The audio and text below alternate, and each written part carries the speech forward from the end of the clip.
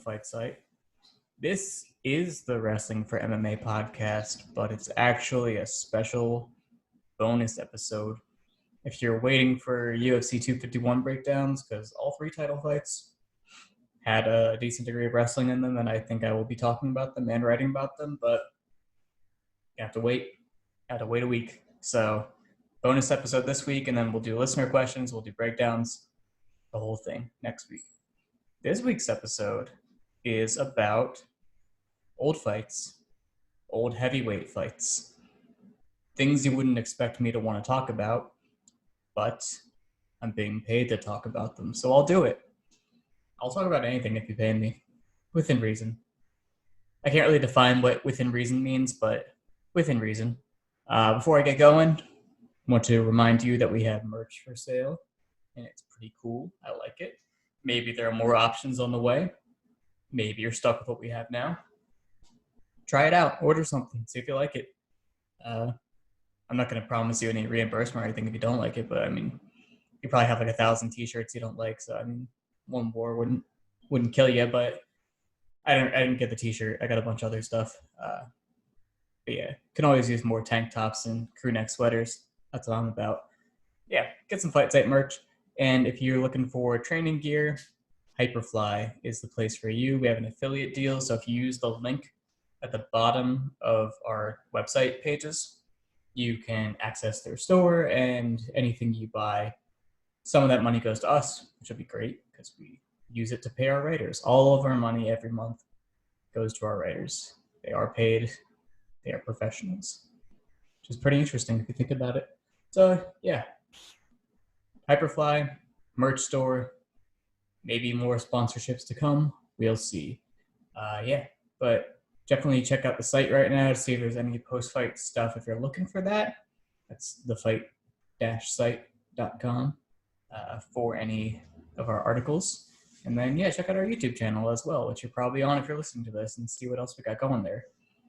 If you're listening to this on YouTube or Spotify or what have you, it's audio only. And that is because I'm going to be watching a fight and sharing my screen and showing the fight and then talking about it. And for obvious reasons, I can't put that on YouTube. Someone owns the footage. So it will be on Patreon. So if you're a patron, $5 and up, I'll say, you can watch this. And hopefully I'll be able to slow things down and go back and forth and really take my time with it. But that wouldn't really be super fun for the people listening. So we'll see. We'll see what I end up doing. I have not planned it. You know me. I like to fly by the seat of my pants. Okay. The fight I'm watching is one that probably intrigues a lot of people. It is from Pride Final Conflict 2003. Minotauro Nogueira versus Mirko Cro Cop Filipovic for the interim heavyweight title. Some context around this fight. At the time, Cro Cop was 7-0 in his MMA career with 2 draws. One of them was to Vanderlei. It was a special rules where I believe if there was no finish, it was automatically a draw. And at the time, he had wins over Sakuraba, who is obviously much bigger than, but it's impressive for a newbie. Igor Vovchanchian, one of the hardest hitters in the sports history. That's stylistically, with the matchup in mind, it makes sense that he won that. It's still impressive. Heath Herring, I think for someone that's just starting in MMA at heavyweight, beating Heath Herring at that time is pretty impressive, considering he's a wrestler and he doesn't not know how to strike. He can do something. So it's, for the context, it's impressive. So he was definitely on his way up. And at the same time, he was just finishing up his kickboxing career, the first stint of his kickboxing career. He'd come back a few times, but yeah, his last fight, he knocked out Bob Sapp, and he had recent wins over Mark Hunt and Remy Bonyaski, that one's impressive. So he was definitely one of the best heavyweights in the world in kickboxing, simultaneously while building this MMA run. So definitely juggling both sports simultaneously. I believe this fight is probably what prompts him to commit to MMA. So that's the challenger, Cro Cop. The favored challenger, who had recently lost his belt to Fedor, is Minotauro Nogueira. I keep saying Minotauro. That's Lil Nog is Minotauro, Big Nog is Minotauro. I know this. I'm not new here. I know these things. Okay. he's like 25 fights into his career right now. Most recently, he fought Rico Rodriguez, won that after the Fedor fight. Before the Fedor fight, he had a 13-fight win streak going. He beat Dan Henderson, who is obviously bigger than him, Semi Schilt, who is obviously a great heavyweight kickboxer, but not much of a grappler or a wrestler or anything. Bob Sapp, which, okay, I know I said Bob Sapp, but if you watch the fight, he is like just a monster. Like very, very big, very, very strong, had some gas in the tank, like peak roidness Bob Sapp. And yeah, it's a crazy fight for a grappler to try to win that with that kind of size disparity is very tough. So, like I said with Krokop, within context, it's relatively impressive. He also beat Heath Herring, and he had a win over Mark Coleman at the time. So those are the ones that jumped out to me. Like, oh yeah, he's doing good for the landscape at the time. Again, I'm not going to try to not yet apply too much of my modern lens on this and be like, oh, Heath Herring wasn't a complete mixed martial artist. And of course he wasn't. It's 2003. But yeah, I have some goals. I have some goals with watching this fight. The reason I'm watching this fight is because it's a Patreon request from site founder and my partner and boss sometimes, Kyle McLaughlin, historian of the fighting stuff. And he asked a few questions. He asked me to watch this fight and comment on how good Krokop's takedown defense and wrestling was in the first round of this fight. It's kind of spoilers, but I'm going to ask all the questions anyway. That way I can answer them as they're coming. What adjustments did Nog make that allowed him to take Krokop down in round 2? And then, given how good Krokop looks in round 1, spoilers, I guess he looks good in round 1, what grade would you give this win on the ED scale? Now, the ED scale is basically how I evaluate a fighter's resume. It was originally how I tried to devise my greatest fighters of all time list when we did that for the site. I assigned a numbered system to the wins on the fighter's resume and basically how good that fighter was in that fight. So if I beat Mark Hominick and Mark Hominick looks, fantastic with some limitations, like, okay, Mark Hominick was a 79 in that fight.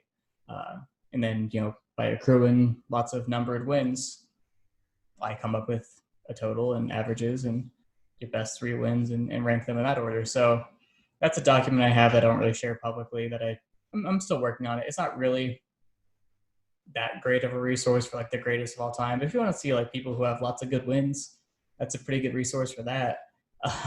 So based on that scale, how would I judge Krokop? Because Nogueira wins. So I guess I'm trying to determine how hard was it to beat Krokop at that time? How good was he? How tough was he to beat? And that factors in, skill, efficacy, game planning, athletics, cardio, strength, all of it, everything. So I think at the very least, I'm giving people credit for everything they bring to the table. It creates some interesting numbering discussions just because it's hard to think about how much weight you give to certain things. But I will try my best to keep that in mind while I'm doing this. So I'm going to be basically judging Krokop's wrestling in the first round, talking about what Nog's doing to succeed later on, and then overall rating, giving Krokop a rating. Okay, so I'm going to get started, and we're going to watch the fight together, or you'll listen to me watch the fight, if whatever you want to do.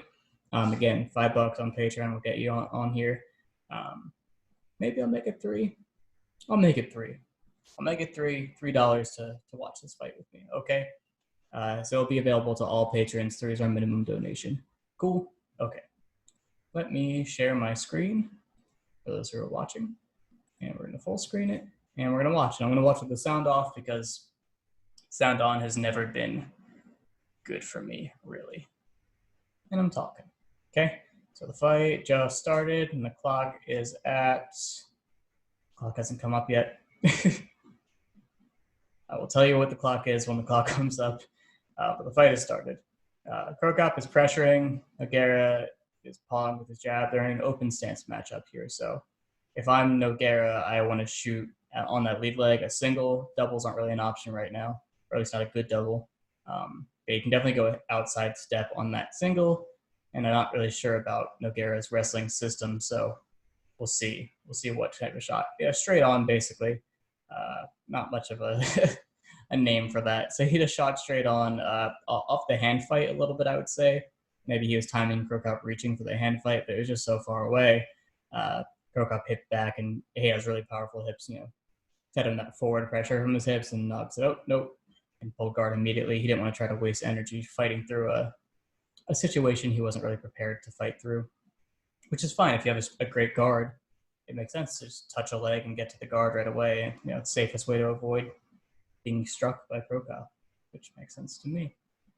But yeah, good reaction time by Crow Cop. He also didn't, overcommit to anything. He didn't leave himself open to bait that shot. I think that's why Nogueira didn't have so much success getting it deep on that, is there wasn't really any opening created.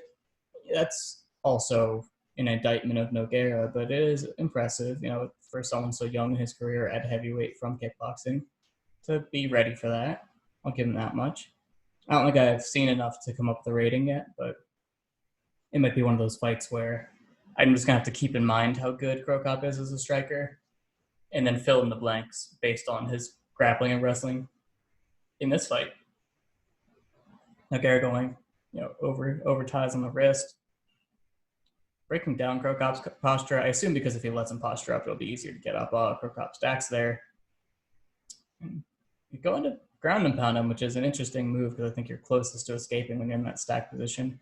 But maybe he's not so confident in his guard passing, and if you compromise your stance to split the guard, the close guard when you're stacked, it could open up like leg entanglements. I don't know if Nogueira did leg entanglements, but it makes it possible. Crow Cop keeping his elbows inside for the most part, going for like that can opener grip just to keep Nogueira's posture compromised, don't want to build a base on the ground. And ultimately, sometimes people open their guards to free up some room when you're hitting that can opener on them. So I could see why it would be enticing. Yeah, just controlling wrists well. There's not a lot happening here. I mean, Nogueira's landing some ground and pound. Through like actually scoring offense and offense only, I think you could say that Nogueira is probably winning some of this fight from his back. But Crow Cop isn't completely inert. He's finding time to mix in hammer fists, and when he was postured, he was attempting to ground and pound. I'm sure he hits very hard. I'm trying not to be too critical because, again, it's 2003. Fighters just generally didn't look that impressive compared to what we see now. He tries to flower sweep him there, I think, or at least set the armbar from it, but reaching inside on that leg. Yeah, but Crow Cop's just keeping a wide base, keeping his head down, keeping his arms inside. I mean, if you've ever stalled in guard before, this is what you do. And I have stalled in guard many times, so I'm familiar with these tactics. Nice. As soon as Nogueira opens his guard and he feels like the wrist control is loose, he stands straight up out of it. Let's see what other subsequent shot attempts we get from Nogueira. Back to the open stance. Oh, hi, Toasty. My dog is also here. I'll hold her up to the camera. Entice you to watch. Now there's a dog in the shot. Your move, non-patron. Nogueira's shooting that. I'm sorry. Crow Cop's shooting that straight down the middle, hitting that softball double attack, mixing with the body kick, the high kick, all those round kicks that come across the open stance. Just the way the body's lined up makes it so much more powerful that way. Nice. So Nogueira just tries to rush forward and clutch him, and Crow Cop gets underhooks as he's coming in and frames off and just pushes him off. So there's a big physical difference here. And Crow Cop's nailing that body kick now. Nogueira is basically just trying to catch his elbow on it, and he's leaning into it, and his reactions to these strikes are just very bad. They're bad. I said I wasn't going to be mean, but that was bad. Yeah, and that's just another lunging reach from Nogueira. He's hunched over. He didn't even take a penetration step. He's just trying to lean forward and grab a leg, which is really not a good way to actually take someone down, but to pull guard, maybe. But I don't know if he wants to pull guard now that he knows it's not going anywhere. It's preferable to getting southpaw double attacked by Crow Cop. See, that time Crow Cop's arms were actually outreached. Nogueira tried to shoot under, but again, his shooting mechanics are just all over the place, not good. So it wasn't too hard to create distance there, especially because his arms were outreached and Nogueira's barely changing levels, so it's kind of easy just to frame off the shoulders and collarbones and all that. Yeah, overall from Crow Cop, this is the approach you'd want to see. Smart shot selection, attack the body, keep some distance. Yeah, nice. He reached underhook and pivot. Nogueira didn't even reach his legs on the shot. And, Cro Cop did kick back with his hips and feet a little bit, but Nogueira wouldn't have gotten a good shot off there. So, yeah, he just dug that body kick in too. So I would say that Cro Cop overall has the right tactics. He's not doing anything wrong. It's just that Nogueira is so ineffective with this approach right now. Now Cro Cop's doubling up on the straights, and then has the body kick coming right after it. Super impressive. It's just funny to see a heavyweight striking well in MMA, especially here. But I have to remember that he's one of the best heavyweights in the world in kickboxing at this time. Okay, so when Cro Cop picks up the pace, Nogueira finally gets a range he can shoot on, and Cro Cop frames and pivots out, which is really nice. And then Nogueira reshoots and gets to the ankle, and Cro Cop turns and kicks out. So he's got a little open stance Aldo game going on right now. So that's pretty encouraging. Yeah, Nogueira is basically just trying to flurry. There's a clinch entry from Nogueira. That was impressive. Punched into the clinch entry, punched into underhooks. So that's going to be a better idea for him. Even if he wants to pull guard, at least it'll be a more stable position. But again, Cro Cop's got really good instincts to pummel for underhooks and create separation. I'm giving my dog a massage as I say this. All right, so now Cro Cop is a little reachy on that straight, so that's what Nogueira took for his entry. He said, okay, he's compromising his stance. He's giving me a lot of forward momentum. He's kind of ran into his hips and fell over. So yes, Cro Cop has great hips and he's very strong and physical, but also Nogueira just has very little going on for him as a wrestler, at least in MMA. In an MMA context. Want to get down? Oh, you don't want to get down. All right, you can stay. Cro Cop using his lead leg a little bit now just to chop on the outside. Little hand fight there. Yeah, shooting the straight off the hand fight. Like I said, Cro Cop's doing a lot of great things. I would just like to see something more encouraging from Nogueira to answer why he wins this fight. I don't really see it coming yet, unless Cro Cop gets a little overeager because of the success he's having. Nice sprawl there, stuffs his head in front headlock, just pushes off. And you can see Cro Cop's really quick, sneakily getting a little bit of an underhook on the initial shot until he straightens him up, then pushing down the head once he knows he has separation. Nogueira almost caught the leg there on the body kick. That could have been something. But again, reaching your hands down to catch Cro Cop's body kick is just a terrible idea. You're going to get head kicked eventually, which is the whole point of the mixing the levels off the kicks. Nice post there. Nogueira tried to rush him for the clinch again, and he basically straight armed him, palmed his face, and posted off.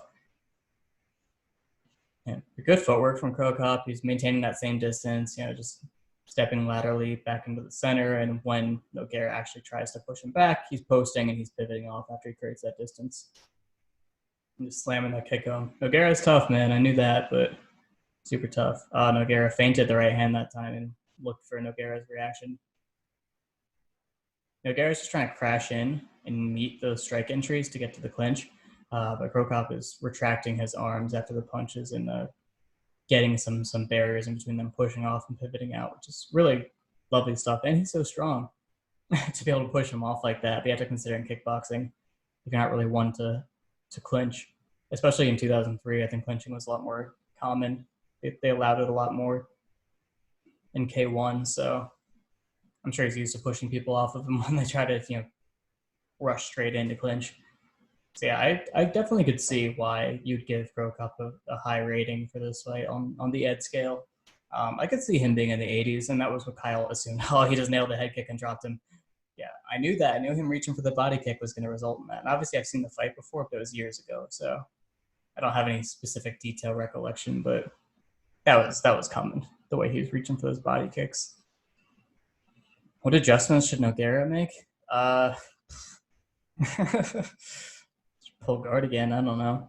Yeah, I'm interested to see how he does this. I think it's one of those situations where he doesn't really have the skills to make any real changes on his attempts to make his attempts better. I think he just needs to sell out on trying to take him down and not take his time anymore, because I mean, maybe he'll gas, but if he's not going to do it, he's not going to do it. So you got to try. You got to try. If you can't get him down, you're not going to win. So, and I think he'll need time. He'll need time to win, because Crow Cop didn't seem to be terrible as a grappler, even though he was on top in guard. But Nogueira's got a great guard for this division at this time. Absolutely. Yeah. In these replays, you can also see that Crow Cop on his right hand is darting. He's basically shifting out to his left, or to his right, rather, or to the other side, opposite side. That's what the dart is.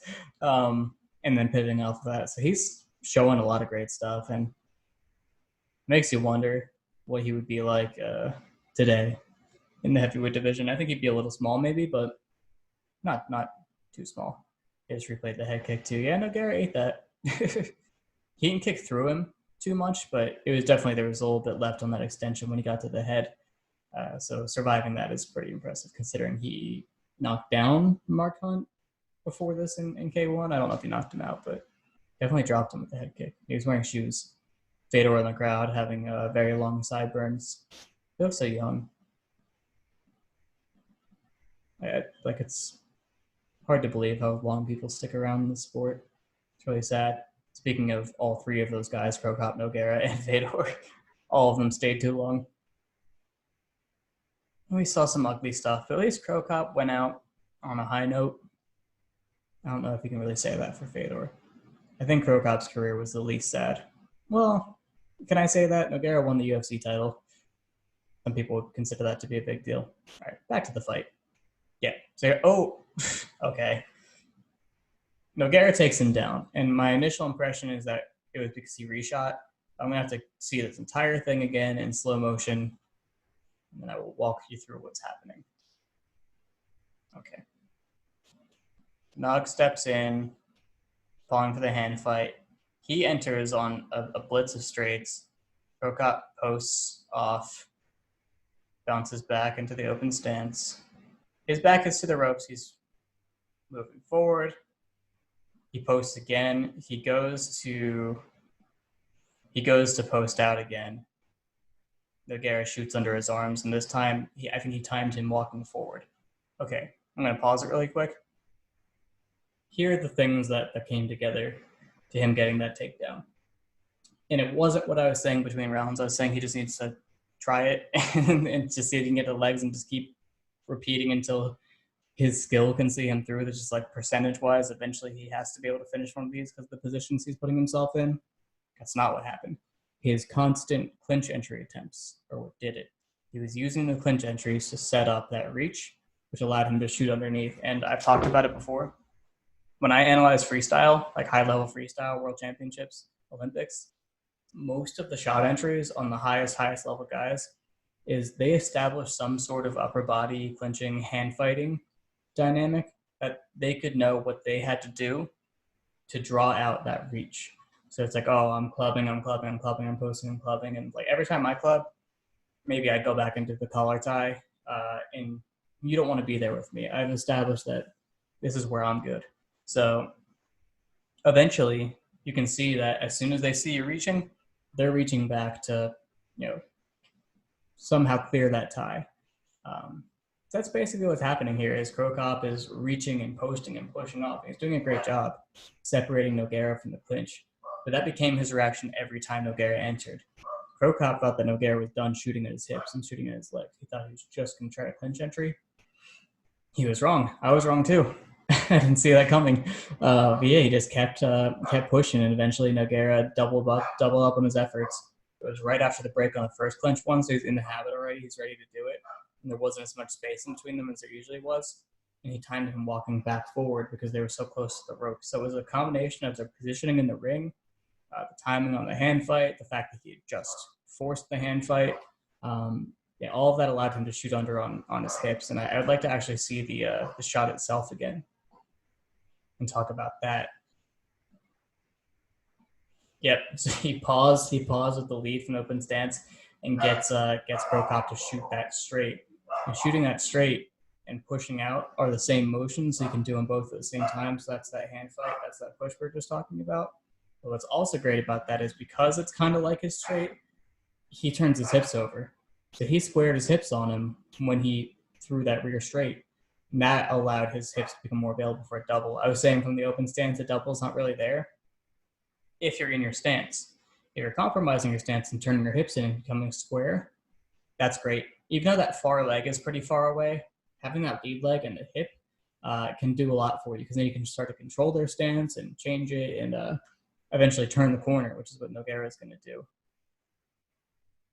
So terrible shot. He's doing the opposite of what you do. He's dropping his rear knee and coming up and putting weight on his lead leg. He gets to the legs. He gets to the legs for the first time. And he drives forward. Once he gets to his knees, there's a technical blunder by Krokop. I guess because maybe it was the pull. Maybe Nogueira was pulling him in. Maybe it was the head positioning being directly underneath him. But Krokop does not sprawl straight back, and he does not put pressure. He does not try to dig underhooks, because basically Nogueira caught him reaching, so he's able to get underneath him. So he can't get underhooks unless he's super fast. He is, but not this time. So already Nogueira's underneath him, and he can't get behind those arms. So basically his options are to block inside the hips. So if you're watching the video right now, you can see that Krokop's right arm is there under the armpit. He could extend that out and put it in like the crux of Nogueira's hip and push on that to extend his body further away from his head and his arms. He can push down the head just to break his posture a little bit more, make it harder to build up. But he hunches over. He squats and hunches over and puts Nogueira a lot underneath him. And that wasn't the right thing to do. We'll see right here as things progress. Krokop goes from that squatted stance and attempts to kick his hips back. And Nogueira pops his head and turns the corner, and actually he capitalizes on that. I was not giving this enough credit. It's a good entry. The entry makes sense. I was really giving the entry a lot of credit. But the shot, despite the entry, the finish is actually pretty smart. And Krokop does do the right thing after his initial failure. He does adjust and say, okay, time to sprawl my hips straight back. Let's watch this one more time. He goes to adjust, and that as soon as his hips start to fall back, it doesn't really matter. It's not like Nogueira timed it in a split second and said, oh, he's going to sprawl straight back, time to turn that corner and pop my head out. He was going to do it anyway, because if Krokop was standing there right in front of him, just trying to stonewall him and trying to compromise his posture, then you don't want to drive straight through if they feel too tough to move forward anymore. Then you can just turn the corner on them, and they're standing still, and their legs are there, and their base is short. Their legs aren't far back, so their leg is right there for you to get around. I think that's what Nogueira was planning on doing anyway, from what he felt. But then that he timed it while Krokop was starting to adjust his hips to go back. It opened up that window on that left side for Nogueira to pop his head over. He's popping his head over. He's driving across the hip with his head, which is how you're taught to finish doubles. And he's collapsing that far leg with his arm. All the while he's on his knees. His legs are barely doing the work here. But he did have some forward momentum on the side that he's building back up to his base after shooting from so far away. And you can see here he also has control of the left leg. And he's kind of flaring that out and pulling that up so it's not part of his base. So all that's coming up on the same side. He's pushing with his head. If you're not watching the video, I'm demonstrating the motion, sort of. He's collapsing on this side, he's pulling up on this side, and he's kind of turning the corner, at least with his upper body. You can see his upper body twisting there to take him down there. And yeah, gets him against the ropes in full guard. So let's see how this progresses. I mean, it was just one error from Krokop, but he couldn't really afford it because he didn't have the bottom game to deal with it. And yeah, he got too comfortable with Nogueira's entries. Nogueira really set him up there. I'm impressed by that. I'm definitely impressed by that. Kyle knew what he was doing. He told me to watch this. He knew I was going to be impressed. He foreshadowed. He answered his own questions. He sent me the questions and said, here's what I think. And yep, he was right. So we have Nogueira in full mount here. His hips are very low, but I think he wants Nogueira to buck and try to create space, because that's going to allow him to transition, to open up submissions. despite the mount not being totally technically mechanically perfect. I think that's what he wants a little bit here. He's grapevining a little bit more, which is what people like to do when out you flat and not moving in the mount. I think he's switching back and forth, but yeah, typically if you're about to attack something here, you get higher on the mount, you scoot your knees up toward the armpits and try to isolate some wrists and get something going there. Maybe transition to S mount, see if they sit into a triangle or just go for the armbar there. And I know that Nogueira is a big armbar man and he's a big triangle man, so either one would be good. And Crow Cop is not really trying to buck him. He's pulling his legs up into Nogueira's butt, which doesn't really make sense. There he goes and tries to pop his hips, and he posts straight up. He posts straight up from mounts to try to push him off, and Nogueira takes the arm. So he was definitely baiting that buck by leaving his hips so low. And yeah, he wins. He wins. Impressive strategy there by Nogueira. Okay, cool. I liked that. I really enjoyed that. Okay, so let's take a look at the questions again and see if I answered them. If not, I will answer them now. So the first question was how good was Crow Cop's takedown defense in the first round? In the first round, I found nothing to disagree with. And in the second round, it wasn't that I thought Crow Cop made a huge mistake. His wrestling looked the same that it did in the first round. Someone getting to your legs doesn't totally invalidate you as a wrestler. It happens. People get to your legs sometimes. It was his extended reactions once he was on the legs that worried me, but he was so inexperienced as a wrestler. I mean, crazy inexperienced. So it's totally acceptable for the time. I think while I was watching, I explained the adjustments that Nogueira made. It was just one adjustment. It was one adjustment from setting him up with the clinch entries to switching to the level change. That's an interesting way of exploiting level change dynamics without really striking. He didn't strike to set that up. His grappling changed levels. His grappling attempts changed levels. That was cool. I'll be thinking about that for a while, actually. So I think I answered both those questions. And then part 3, given how good Crow Cop looked in round 1, what grade would you give this win on the Ed scale for Nogueira? And now I'm questioning, how many wins does Nogueira have? Because if I don't have him on my all-time list, he might belong there. I guess I'll have to watch his fight with Randy Couture at some time, because I know Randy's pretty solid. I'm not sold on Tim Sylvia, but maybe I'll watch that. Josh Barnett. Young Verdum, probably not Young Verdum. Sergey Haritonov used to be good. I don't know. I might have to do a Nogueira career rewatch with Kyle and figure this out to the bottom of this, because I don't want to disrespect a guy who has legit wins. I've always respected Nogueira as a fighter, but I've been disrespecting his wins, and maybe his wins are actually pretty good, considering how good Crow Cop looked there. Yeah, Kyle, you might have sold me on a career watch there. And for a number, I'd have to think a little more about it, but considering he's getting a big boost because of his physicality, like his athleticism, especially for the division, like holy cow. Wow.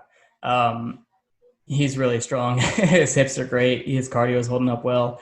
He was super calm, relaxed. So physically, mentally, he was totally there, very impressive.